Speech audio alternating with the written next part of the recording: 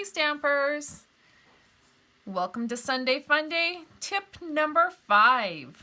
I wanted to share with you stamping on your window sheet, your acetate, but when you don't like what you did. Maybe you stamped and you smudged, or maybe you colored and realized the color just doesn't match. You can actually easily clean that. Let me show you how. You're just going to use some rubbing alcohol.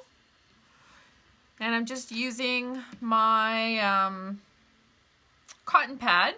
And all I'm going to do is just wipe it. Of course, you got to wipe the side that actually has the color on it. There we go. So you know what? Remember that was StazOn ink that we used to stamp those butterflies? Because it stays on, it's not actually coming off.